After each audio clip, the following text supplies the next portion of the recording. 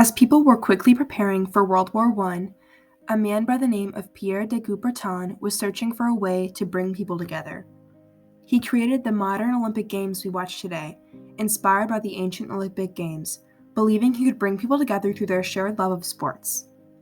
By sharing their passions with one another, people could develop respect for each other and work against groups promoting war.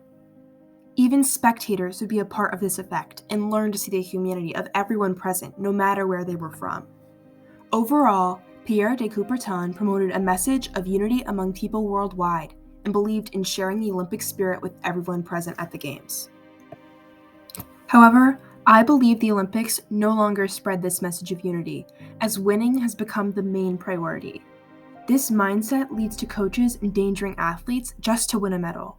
Therefore, the Olympics should be reformed because they have lost their original message and the Games are now harming athletes instead of bringing them together.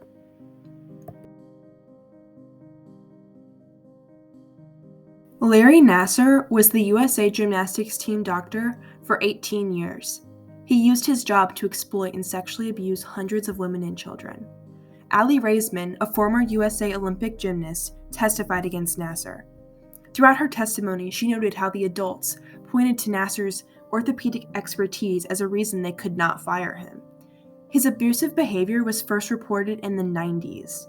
If authorities would have simply taken these complaints seriously, they could have stopped 3 decades of abuse.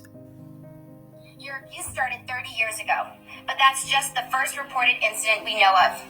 If over these many years just one adult listened and had the courage and character to act, this tragedy could have been avoided. I and so many others would have never, ever met you. Larry, you should have been locked up a long, long time ago.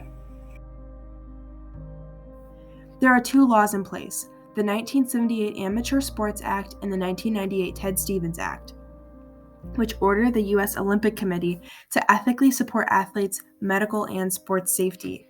However, even with laws like this in place, neither the U.S. Olympic Committee nor USA Gymnastics acted to protect their athletes from Nassar.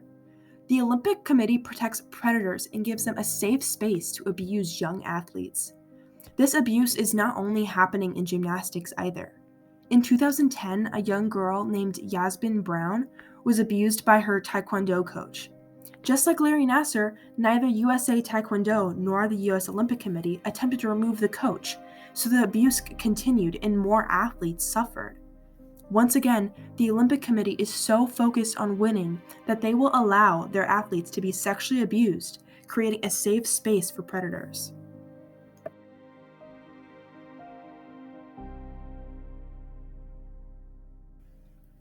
At only 15 years old, Kamila Valieva, a Russian figure skater, was caught doping in the Beijing 2022 Winter Olympics. Even though there's no technical proof that her coach had anything to do with the positive test, many people have still suspected that she may have had something to do with it.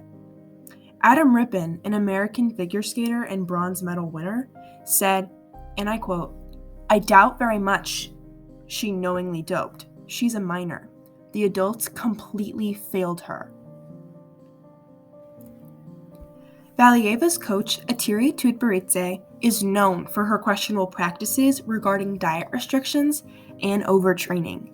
She uses methods that create champions who peak in their teens and have to retire early because of health issues. It would not come as a shock if she played a role in Valieva's doping. It ruins the Olympic spirit and tears people apart, some siding with Valieva, believing she has been abused, and some becoming angry with her for making the competition unfair. Adam Rippon had another meaningful quote that I feel perfectly describes the effects of this doping scandal.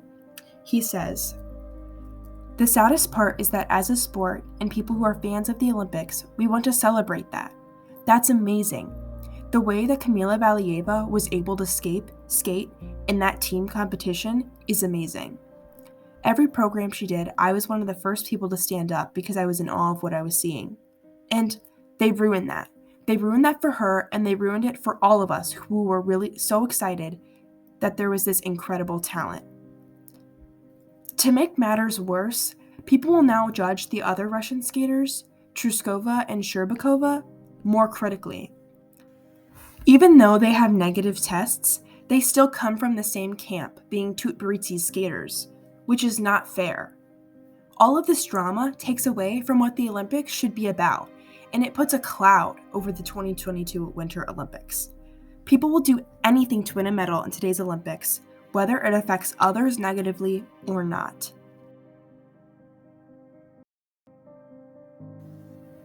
The Special Olympics, despite being a separate entity from the Olympic Games, managed to promote more of Coubertin's original ideas of Olympic spirit. This version of the Games is an international sports competition for people with developmental disabilities. They spread a message of inspiration and inclusion, and everyone involved, including fans, gets to learn firsthand about courage, determination, and joy. Their motto is, "Let me win, but if I cannot win, let me be brave in the attempt." The Special Olympics shows that when run correctly, the Games can have positive effects on athletes. This means that reform is possible. The Games should be about more than just winning a medal, but also about coming together. I believe that the Olympics should be reformed because they are no longer benefiting athletes like Coubertin originally planned. Through reforming the Olympics, athletes could come together and unite despite their differences. They could share their love of sports with one another and appreciate each other's hard work, no matter what medal they win. These changes would make Coubertin so proud. While currently the Olympics are not being run this way due to doping and sexual abuse, as I have previously mentioned, there is still room to make change as so many people watch these games in person and on TV. That is why I'm making this video, to hopefully educate you viewers. For the longest time, I myself would mindlessly watch the Olympics, unaware of what went on behind the scenes. But people must educate themselves and go against these abusive practices.